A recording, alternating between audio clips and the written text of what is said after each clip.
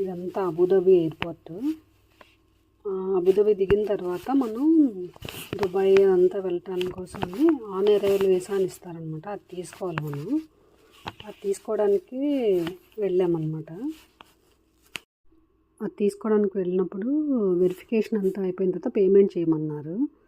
యాక్చువల్గా మా దగ్గర క్యాష్ ఉంది ప్లస్ కార్డ్స్ ఉన్నాయి. వాళ్ళు క్యాష్ యాక్సెప్ట్ చేయనని చెప్పారు. చెప్తే సరే కార్డ్స్ ఇద్దామని చెప్పి మన ఇండియాలో కార్డ్స్ ఇచ్చాను. మళ్ళీ అమెరికన్ ఎక్స్ప్రెస్ అమెక్స్ కార్డ్స్ ఇచ్చాను. ఏది పని చేయలేదు.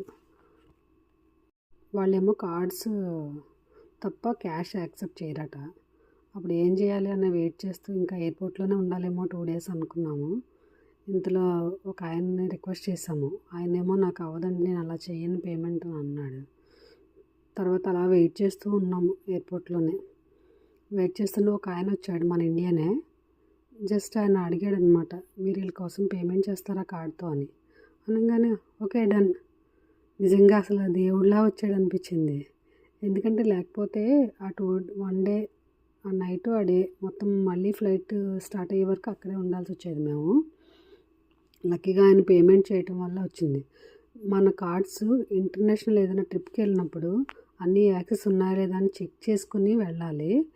లేకపోతే ఇలాంటి ప్రాబ్లమ్స్ వస్తాయి. ఆయన ఎవరో అనుకోకుండా సాయం చేశాడు కాబట్టి సరిపోయింది. లేకపోతే ఎయిర్పోర్ట్లో ఎవరు సాయం చేయరు మనకి.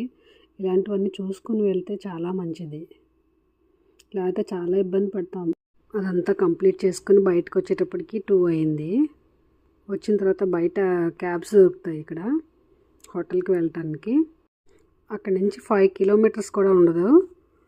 కానీ దగ్గర 40 dirhams అయినాయి మాకు. అంటే మన ఇండియన్ కరెన్సీలో 1000 rupees అన్నమాట.